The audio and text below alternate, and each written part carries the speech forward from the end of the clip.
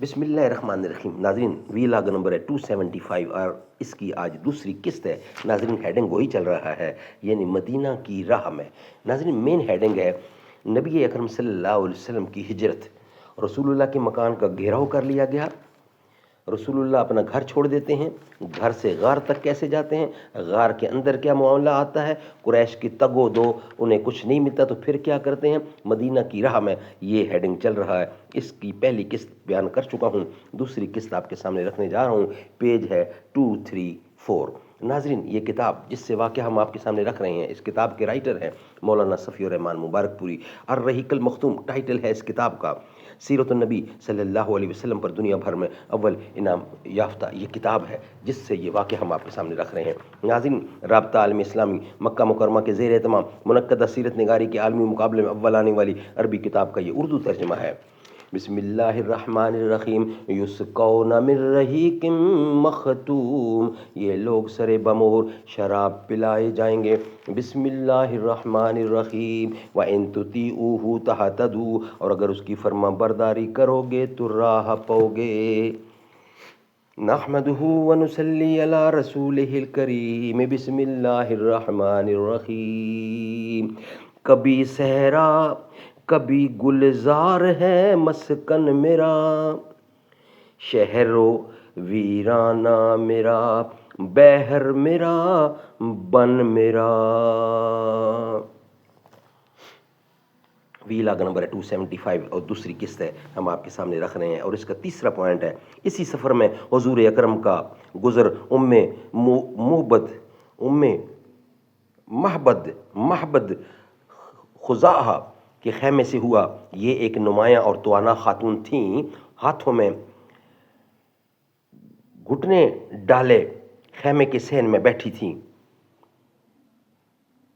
اور آنے جانے والوں کو کھلاتی پلاتی رہتی تھی. آپ نے ان سے پوچھا کہ پاس میں کچھ ہے، یعنی آپ کے پاس کچھ ہے؟ بولی بخدا ہمارے پاس کچھ ہوتا تو آپ لوگوں کی میزبانی میں تنگی نہ ہوتی. بکریاں بھی دور دراز ہیں، یہ قحط کا زمانہ ہے.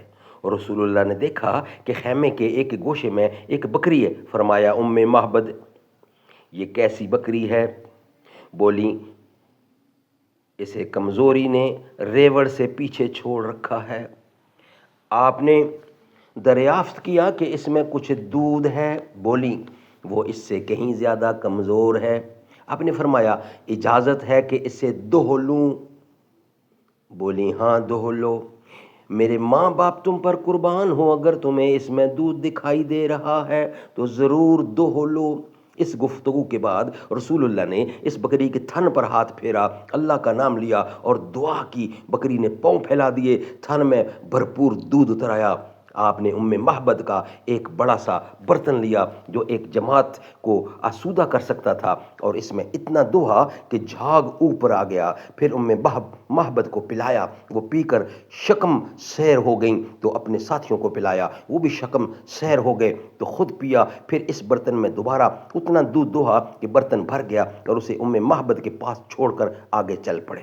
تھوڑی ہی دیر گزری تھی کہ ان کے شوہر ابو محبد اپنی کمزور بکریوں کو جو دبلے پن کی وجہ سے مریل چل رہی تھیں ہانکتے ہوئے آ پہنچے. دودھ دیکھا تو حیرت میں پڑ گئے. پوچھا یہ تمہارے پاس کہاں سے آیا؟ جبکہ بکریاں دور دراز تھیں اور گھر میں دودھ دینے والی بکری نہ تھی. بولی بخدا کوئی بات نہیں سوائے اس کے کہ ہمارے پاس سے ایک بابرکت آدمی گزرا جس کی ایسی اور ایسی بات تھی اور یہ حال تھا. ابو محبد نے کہا یہ تو وہی صاحب قریش معلوم ہوتا ہے جسے قریش تلاش کر رہے ہیں. اچھا ذرا اس کی کیفیت تو بیان کرو. اس پر محبد نے نہایت دلکش انداز سے آپ کے اوصاف و کمالات کا ایسا نقشہ کھینچا کہ گویا سننے والا آپ کو اپنے سامنے دیکھ رہا ہے. کتاب کے اخیر میں یہ اوصاف درج کیے جائیں گے انشاءاللہ. یہ اوصاف سن کر ابو محبد نے کہا واللہ یہ تو وہی صاحب قریش ہے جس کے بارے میں لوگوں نے قسم قسم کی باتیں بیان کی ہیں. میرا ارادہ ہے کہ آپ کی رفاقت اختیار کروں اور کوئی راستہ ملا تو ایسا ضرور کروں گا. ادھر مکے میں ایک آواز ابری جسے لوگ سن رہے تھے مگر اس کا بولنے والا دکھائی نہ پڑ رہا تھا. آواز یہ تھی، ترجمہ پیش کرتا ہوں، یہ تو عربی میں ہے لیکن اس کا ترجمہ آپ کے سامنے رکھتا ہوں. اللہ رب العزت، اللہ رب العرش ان دو رفیقوں کو بہترین اجر دے جو محبت کے خیمے میں نازل ہوئے، وہ دونوں خیر کے ساتھ اترے اور خیر کے ساتھ روانہ ہوئے، اور جو محمد کا رفیق ہوا وہ کامیاب ہوا۔ ہائے قدسی، ہائے قدسی، اللہ نے اس کے ساتھ کتنے بے نظیر کارنامے اور سرداریاں تم سے سمیٹ لیں۔ بنو کعب کو ان کی خاتون کی قیام گاہ اور مومنین کی نگہداشت کا پڑھو، مبارک ہو۔ تم اپنی خاتون سے اس کی بکری اور برتن کے متعلق پوچھو، تم اگر بکری سے پوچھو گے تو وہ بھی شہادت دے گی۔ سبحان اللہ، سبحان اللہ۔ ناظرین، یہ ویلاگ یہاں کمپلیٹ ہوا۔ نیکسٹ ویلاگ جو ہوگا ہمارا وہ ہوگا 276 ہوگا، اور تیسری قسط ہوگی وہ ہم آپ کے سامنے رکھیں گے۔ دوسری قسط الحمدللہ کمپلیٹ ہوئی۔ سارے نبیوں کے عہدے بڑے ہیں لیکن آقا کا منصب جدا ہے، وہ امام صف انبیاء ہیں، ان کا رتبہ بڑوں سے بڑا ہے، کوئی لفظوں میں کیسے بتا دے ان کے رتبے کی حد ہے تو کیا ہے۔ میں نے اپنے بڑوں سے سنا ہے صرف اللہ ہی ان سے بڑا ہے، وہ جو ایک شہر نور الہدا ہے، جلوہ گاہوں کا ایک سلسلہ ہے، سارے نبیوں کے عہدے بڑے ہیں۔